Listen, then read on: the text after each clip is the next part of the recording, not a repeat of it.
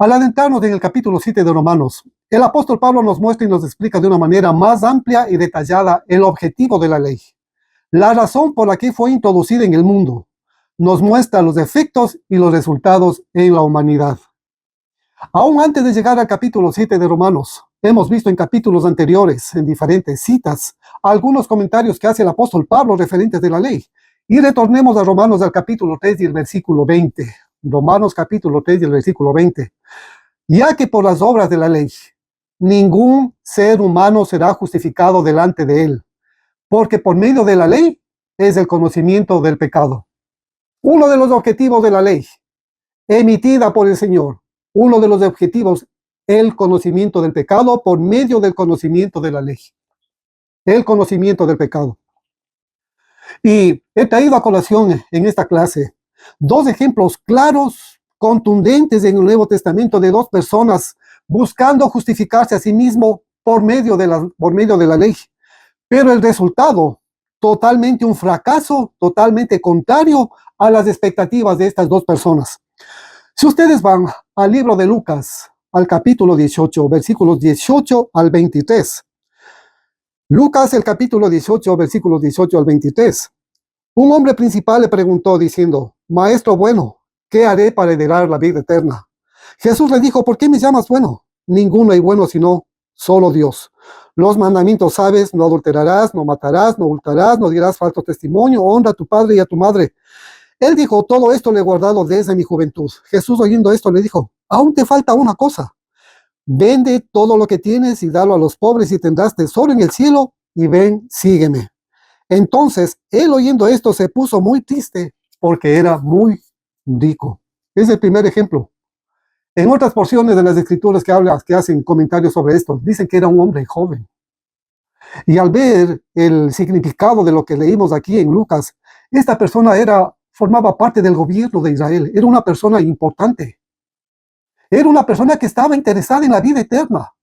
Se acerca donde el que podía darle la vida eterna, pero lamentablemente no le da la respuesta que estaba esperando este hombre de parte de Cristo Jesús. Entonces, este hombre evidentemente estaba tratando de justificar su vida, su espiritualidad, en base a los mandamientos que él había escuchado. Pero al final de este diálogo, al final, en el momento decisivo de su vida, el hecho de separarse de las riquezas que este hombre tenía, le llevó a una condición de tristeza, porque dice que tenía muchas posesiones. Era un hombre rico. Y el dejar esa tristeza le causó tristeza en su corazón. La pregunta, por supuesto, es: ¿de qué le sirvió guardar los mandamientos? ¿Le sirvió de algo? Si había algo que todavía estaba gobernando su corazón. Acordémonos de algo importante. No podemos servir a dos señores, esto lo he repetido varias veces. No podemos servir a Dios y a las riquezas. Podemos tener apariencia de piedad, de moralidad, pero realmente si hay otro Dios en nuestro corazón, el guardar los mandamientos no nos sirve absolutamente de nada. El otro ejemplo, increíble, está en este mismo Evangelio de Lucas, en el capítulo 18, versículos 10 al 14, un poquito antes de lo que acabamos de leer. Estos dos ejemplos están en el mismo capítulo y el Señor nos está dando una lección aquí. El Señor está poniendo dos testimonios acerca de la ley, que la ley no salva ni justifica a nadie. En este caso, está hablando de dos personas. Si leemos Lucas del capítulo 18, versículos 10 al 14, dice: dos hombres subieron al templo a orar. Uno era fariseo y el otro era publicano. El fariseo, puesto en pie, oraba consigo mismo de esta manera: Dios, te doy gracias porque no soy como los otros hombres, ladrones, injustos, adúlteros, ni aun como este publicano. Ayuno 2 veces a la semana, doy diezmos de todo lo que gano. Mas el publicano, estando lejos, no quería ni aun alzar los ojos al cielo, sino que se golpeaba el pecho diciendo: Dios, sé propicio a mi pecador. Os digo que este descendió a su casa justificado antes que el otro. Porque cualquiera que se enaltece será humillado, y el que se humilla será enaltecido. Dos hombres subiendo al templo a orar. Una persona, un fariseo, un religioso que pertenecía a la casta religiosa de ese tiempo, y el otro un publicano, un recolector de impuestos, una persona despreciada. Y justa esta persona despreciada en medio de la sociedad de este tiempo, el publicano, miren, es la persona que alcanza a ser justificada por delante del Señor. Porque se hace un examen a sí mismo y se ve que en él no hay nada bueno. No hay absolutamente nada bueno. Tiene vergüenza de levantar sus ojos hacia el cielo, hacia la morada eterna del Señor. No tiene ni siquiera ese valor de mirar a los cielos, considerando lo que había en su vida. Pero en cambio, el otro supuesto espiritual, con su forma de orar, comienza a enaltecerse a sí mismo por medio de las obras de la ley. Y lo que me llama la atención de cómo termina el relato sobre estas dos personas, dice el que se enaltece a sí mismo. ¿Qué significa enaltecerse? Y tal vez les llame la atención a ustedes, pero enaltecerse significa elevarse al cielo, elevarse a lo más alto, encumbrarse, exaltarse. Cuando estamos exaltando a Dios, estamos hablando de una persona que está sobre todos los cielos, una persona que está en las alturas. Eso es lo que significa enaltecerse. Y esto es lo que hizo este hombre por medio de la ley, por medio de los mandamientos, enaltecerse a sí mismo. Pero qué curioso, los resultados fueron totalmente diferentes. Y relacionando esta forma de actitud o justificación de este tipo de personas que se enaltecen a sí mismos, hay otra porción de las escrituras referente a la ley y literalmente a mí me espantan. A mí personalmente me espantan. Si ustedes van al libro de Gálatas, al capítulo 3, al libro de Gálatas, al capítulo 3, los versículos 10 y 11, miren lo que dice el apóstol Pablo referente de esto. Porque todos los que dependen de las obras de la ley están bajo maldición. Pues escrito está: maldito todo aquel que no permaneciera en todas las cosas escritas en el libro de la ley para hacerlas. Y que por la ley ninguno se justifica para con Dios es evidente, porque el justo por la ley vivirá. Hemos visto dos ejemplos, dos personas con buenas intenciones, hablando de este fariseo y hablando de ese joven rico, de aquella persona rica, con apariencia de moralidad, con apariencia de santidad, pero lamentablemente escogieron el camino equivocado. Y es contundente lo que leímos en estos versículos de Gálatas, porque todos los que dependen de las obras de la ley están bajo maldición. Impresionante. Y esto es tan serio, es peligroso en las iglesias cristianas de este tiempo. Los legalismos, los mandamientos de hombre, introducidos de una o de otra forma, con apariencia de santidad, tratando de ayudarle a Dios, tratando de ayudarle al Espíritu Santo.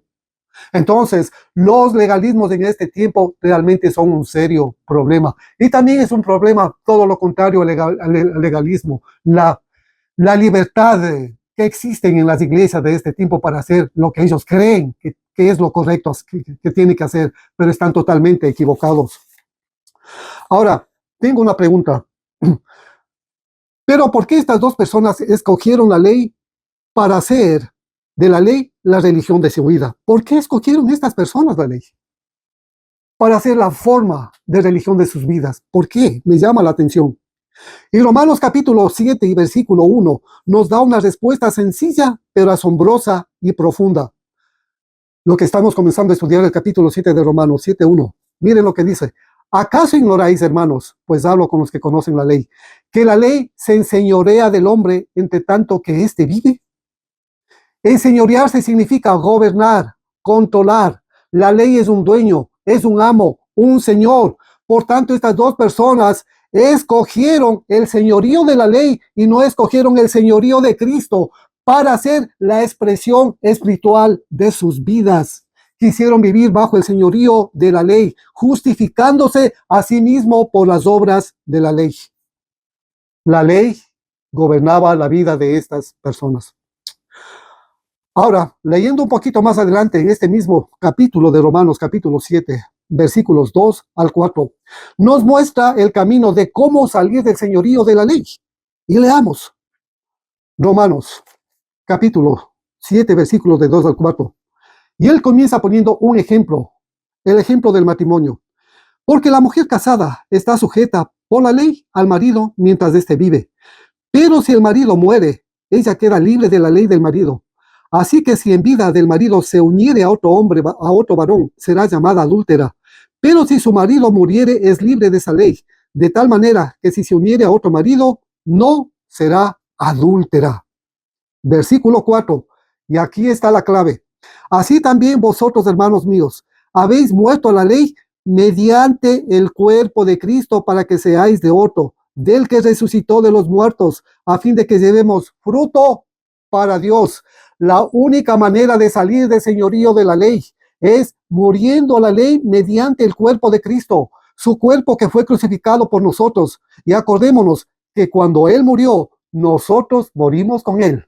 Murió el hombre viejo, la vieja naturaleza, y morimos a la ley. Bendito sea Dios. Imagínense lo que significa la muerte y la resurrección de Cristo, haber muerto al pecado, haber muerto a la ley, pero ahora vivir para Dios, vivir para nuestro propio esposo, Cristo Jesús. Bendito sea su nombre.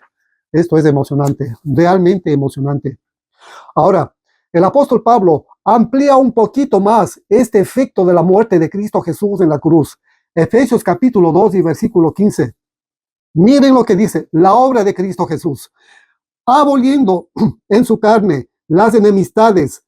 1. La ley de los mandamientos expresados en ordenanzas para crear en sí mismo de los dos y un solo nuevo hombre, haciendo la paz. La enemistad entre judíos y gentiles. ¿Cómo podemos hacer amistad con ellos? Por medio de la cruz de Cristo Jesús, por medio de la muerte de Cristo Jesús. Llegamos a ser un solo pueblo, judíos y gentiles, por medio de la muerte y la resurrección de Cristo Jesús. ¿Por qué razón? Porque ahora tenemos un solo Señor Jesucristo y compartimos una misma fe, la fe en el Hijo de Dios, gloria a Cristo Jesús. Y la muerte de Cristo Jesús ha abolido esa enemistad y la ley de los mandamientos expresados en ordenanzas. Colosenses capítulo 2 y versículo 14. Aquí no utiliza la palabra aboliendo, sino anulando. Dice, anulando el acta de los decretos que había contra nosotros, que nos era contraria, quitándola del medio y clavándola en la cruz. ¿Qué hizo Cristo Jesús? Todos esos mandamientos que nos eran contrarios, que nadie ha podido cumplir, los clavó en la cruz. Gloria a Cristo Jesús. ¡Cuánta gloria al nombre de Cristo Jesús! El objetivo de morir a la ley es unirnos al verdadero Señor y Esposo Jesucristo, el que resucitó de los muertos. Y es la única manera de llevar fruto para Dios, y es la única manera de vivir bajo el régimen nuevo del Espíritu Santo. El que ha muerto en la cruz, el que ha muerto al hombre viejo, el que ha muerto a la ley, realmente es aquella persona que comienza a ser guiada por el Espíritu Santo de Dios. Esos son los verdaderos hijos de Dios, los que son guiados por el Espíritu de Dios. Cuando esta persona se ha sometido a la muerte de Cristo Jesús en el Monte Calvario. Bendito sea Dios. En Romanos capítulo 7 y versículo 7 hay una pregunta. La mayor cantidad de versículos que hablan acerca de la ley nos da la idea de que la ley es algo negativo. Y eso es lo que leemos en este versículo 7 de Romanos capítulo 7. La ley es pecado. Y es a partir de esta pregunta que hace el apóstol Pablo, donde él explica el propósito y el objetivo de la ley. Si revisamos nuevamente Romanos del capítulo 3 del versículo 6, versículo 20, dice, porque por medio de la ley es el conocimiento del pecado. Y explica un poquito más adelante en el capítulo 7 el apóstol Pablo. Él dice, yo no sabía lo que es codiciar, robar, mentir, engañar, etcétera, etcétera. Pero venido el mandamiento o por el conocimiento de la ley, puedo ver lo que es malo, perverso, pecaminoso. Por el conocimiento de la ley, por el conocimiento del mandamiento, ahora entiendo lo perverso, lo malo, lo pecaminoso que es robar, mentir, engañar, por el conocimiento de la ley, por el conocimiento de los mandamientos. Pero el conocimiento del mandamiento, el conocimiento de la ley, no ha arreglado mi vida, ni ha arreglado la vida absolutamente de nadie. Todo lo contrario, por el conocimiento del mandamiento, la ley me engañó y produjo en mí muerte. La ley, dice la Biblia, dice el apóstol Pablo, y hay un cambio de visión acerca de la ley. Dice, la ley es santa, y el mandamiento santo, justo y bueno. La ley es espiritual, pero el problema somos los humanos vendidos al pecado. Y una persona carnal no puede cumplir una ley muy elevada, muy espiritual. Es como si le pusiéramos a un bebé, si le pusiéramos a ese niño a trepar un muro 5 veces más alto que él. Imposible de cumplir, imposible de traspasar esa pared puesta delante de ese niño. Y para nosotros, imposible subir un muro de 20 metros. Eso es lo que es la ley. Nadie puede cumplir los mandamientos. Y eso lo dijo, lo habíamos leído en el libro de Hechos, en el capítulo 5, sabiendo que nosotros, ni aun nuestros padres, hemos cumplido la ley. Cuando comienzan a aparecer aquellos legalistas que mandaban a los creyentes de este tiempo a circuncidarse y a guardar la ley. Qué tremendo, ¿verdad? Qué tremendo. Ahora, no solamente ese es el objetivo de la ley, el conocimiento del pecado, sino hay algo más importantísimo respecto de la ley. Gálatas capítulo 3 y versículo 24. De manera que la ley ha sido nuestro ayo para llevarnos a Cristo, a fin de que fuésemos justificados por la fe. Un ayo era un líder de niños, un maestro de niños para guiarle, para instruirle, para conducirle. En otras palabras, la ley ha sido nuestro maestro para llevarnos a Cristo Jesús, el único que puede librarnos de las demandas de la ley y recibir justificación por la fe que es en Cristo Jesús. Entonces, la parte importantísima de la ley es llevarnos a Cristo Jesús. La ley dice, tú no vas a poder cumplir los mandamientos que yo estoy demandando, pero hay alguien que sí puede perdonarte todas las transgresiones por causa de esos mandamientos. Y por confiar en esa persona, por poner la fe en esa persona, estás pasando de la muerte que te produjo la ley a la vida que es en Cristo Jesús, donde sí, por el Espíritu, la ley se cumple. Bendito sea Dios. Y espero que esta lección quede grabada en sus corazones. Amén.